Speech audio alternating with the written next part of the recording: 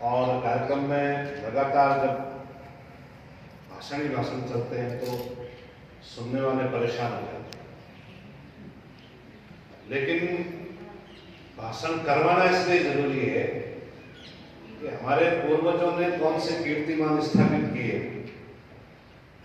उनको बार बार याद करना जरूरी है।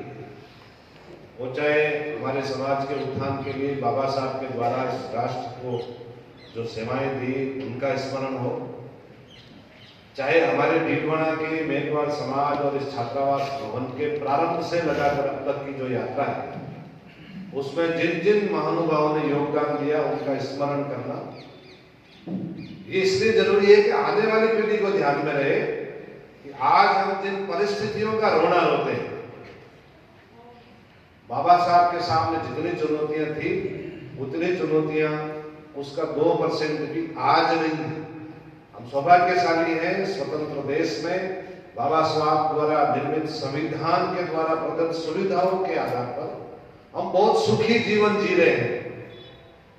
आदरणीय कडेला साहब अभी बता रहे थे पुराने समय की जो परिस्थितियां थी उनसे हम बहुत ज्यादा सुखी हैं। आज तो सारे भवन, सब प्रकार की सुविधाएं ये ऐसी बिछाई करके हॉल में बैठकर हम मीटिंग कर रहे हैं। लूनिया साहब बता रहे थे 1990 से और हम दोनों साथ साथ ही आए, 90 में आ गए। तो ये जो भवन के सामने के जो 3-4 कमरे बने हुए, एक लाइन केवल इतना ही भवन था, बाकी भवन नहीं था। लेकिन उससे पहले से लोग पढ़ रहे हैं। आज यहाँ गुमाराम जी, कडेला साहब, गुमानाराम जी, ये पुराने जो लोग सीनियर लोग जो यहाँ रह करके पढ़ करके समाज में सेवाएं दे करके स्थापित होकर के सेवानिवृत्त हो गए, ये हमारे सामने उदाहरण है। और इसलिए गौरवशाली इतिहास को याद करना, बार बार याद करना आने वाली पीढ़ी को प्रेरणा देने के लिए आवश्यक है। मैं बीच में कह रहा था कि परिस्थितियों का जो रोना रोते हैं, लाइट नहीं है, पैसे नहीं है, घर में कोई पूछता नहीं है, घर में कोई पढ़ा लिखा नहीं है, आज गेहूं की रोटी नहीं है, बाजरे की रोटी, जो भी फीस का पैसा नहीं, ये सब परिस्थितियां आज से ज्यादा खतरनाक पहले रही है। उसमें से ही जो मंच पर जो लोग बैठे हैं सारे लोग उन्हीं परिस्थितियों में से निकलकर आज समाज को दिशा देने की स्थिति में हैं। हमको और कहीं बाहर जाने की जरूरत नहीं है, हम इनसे ही प्रेरणा ले लें।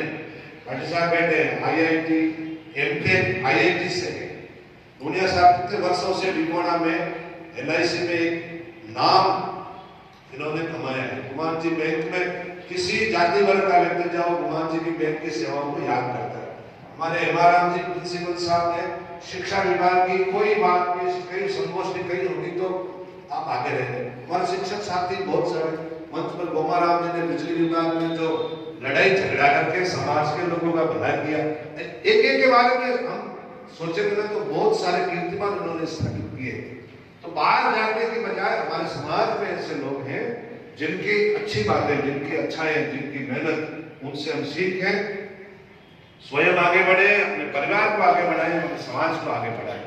और जब ये सब चीजें हम कर पाएंगे तो हमारा देश, जो बाबा साहब का सपना था कि दुनिया में सबसे आगे हमारा देश, हमारा राष्ट्र बढ़े, बाबा साहब को सच्चे श्रद्धांजलि तब हम दे पाएंगे जैसा हमने प्रारंभ में प्रस्तावना में 2 शब्द, हम संविधान को अंगीकृत करेंगे, आत्मार्पित करेंगे। हमारे व्यवहार में जो अधिकार और जो कर्तव्य हमारे संविधान में दिए गए हैं, कई बार हम जब पुलिस वाले ट्रैफिक में खड़े रहते हैं तब उनको देखकर हेलमेट लगाते हैं, पुलिस वाले खड़े हैं तब सीट बेल्ट लगाते हैं, उनके लिए, अपनी सुरक्षा के लिए नहीं। बिजली दिन भर छात्रावास में चल रही है, किसी बच्चे का मन नहीं करता कि स्विच को बंद कर दे, दिन में जरूरत नहीं, पानी का नल चालू है, हमारा क्या लेना देना। ये जो छोटी छोटी चीजें जो है इस देश के लिए, समाज के महापुरुषों ने हमारे लिए सुविधाएं उपलब्ध करवाई। कोई खिड़की तोड़ रहा है, कोई दरवाजा हिला रहा है, कितनी मेहनत की होगी पुराने लोगों ने, कितना सपना देखा होगा कि हमारे आने वाली पीढ़ी बाबा साहब के तीनों सिद्धांतों को अपनाएगी, वो शिक्षित बनेगी, संगठित होगी और अपने हक अधिकार के लिए संघर्ष करेगी। संविधान दिवस 1915 में घोषित किया गया, सरकारें तो पहले भी थी, लेकिन हर व्यक्ति तक संविधान के प्रति निष्ठा, सद्भावना, श्रद्धा हो, संविधान पढ़ने की इच्छा हो, इस भाव से जब हम संविधान पढ़ेंगे तो संविधान में जो बातें हमारे लिए लिखी गई है उनके पालन करने का हमारा मन करेगा। जब हम जानेंगे ही नहीं, पढ़ेंगे नहीं, तो कैसे सीख पाएंगे। और इस छात्रावास परिसर में प्रारंभ में जैसा भी बताया, भाटी साहब जैसे लोगों ने बहुत मेहनत की है इस भवन को खड़ा करने में। सीताराम जी का नाम बार बार बोला जाता है, बार बार बोला जाता है। मूलचंद जी आर्य जो प्रारंभ में उस समय एसडीएम थे, उन्होंने इस जमीन, जितने लोगों ने इस जमीन को बचा करके और हमारे हाथों में सौंपी है, तो हम सबकी जिम्मेदारी है आने वाली पीढ़ी की, खासकर जो विद्यार्थी बैठे हैं, कि हम इसको और 4 गुना अच्छा करके आने वाली पीढ़ी में हम सौंप सकें। ये हमारी जिम्मेदारी है और हम स्वयं अपना उदाहरण प्रस्तुत करके हम शिक्षा के क्षेत्र में आगे बढ़े, समाज को जागृत करें। बालाराम जी कह रहे थे कुरीतियों को छोड़े। इस जमाने में हमको ज्ञान नहीं था, हमको पता नहीं था, देखा देखी में कुछ काम हम कर रहे थे, उनको छोड़े। हमारा भला किसमें है, समाज का भला किसमें है, हम कैसे स्वाभिमान के साथ समाज में जी सकते हैं, लोगों से सीखें और समाज के जो लोग आगे बढ़ेंगे उनसे सीखें। आज का जो आयोजन छात्रावास में किया गया, वास्तव में नियमानुसार अभिभावक संविधान दिवस तो सब जगह घोषित है, लेकिन उसको लागू करने की इच्छा शक्ति चेनाराम जी और छात्रावास समिति के जो मन में रही, उसको मैं धन्यवाद देना चाहूंगा कि पूरी टीम ने मिलकर ऐसा अच्छा आयोजन किया। हम सबको मिल बैठ करके संविधान पर चर्चा करने का एक अवसर दिया। विद्यार्थियों से, अभिभावकों से और सभी आगंतुक महानुभावों से मैं निवेदन करना चाहूंगा कि समाज के जो लोग आगे बढ़कर काम कर रहे हैं, हम उनका सहयोग करें और नहीं तो घर बैठकर ही सहयोग करें, उनके प्रति अच्छी भावना, अच्छे कमेंट, अच्छे विचार रखें। ठीक है, हम नहीं कर पा रहे, जो कर रहे हैं उनको धन्यवाद दें, प्रशंसा करें, तो लोगों का काम करने का जज्बा, उनका उत्साह बढ़ेगा। आलोचना कोई कर सकता है, कमी कोई निकाल सकता है, लेकिन आगे बढ़ने वाले का हमारा ये भी बहुत बड़ा सहयोग है साहब, वो अच्छा काम कर रहे हैं, वो अच्छा काम कर रहे हैं। ये जब अच्छा अच्छा हम बोलेंगे तो चारों तरफ से हमारे लिए भी अच्छा मैसेज आएगा। और जब हम कह रहे हैं कि वही गलत है, वही गलत है, वही गलत है, तो हमारे लिए भी यही विषय आएगा कि इसका मतलब आप भी गलत ही हो।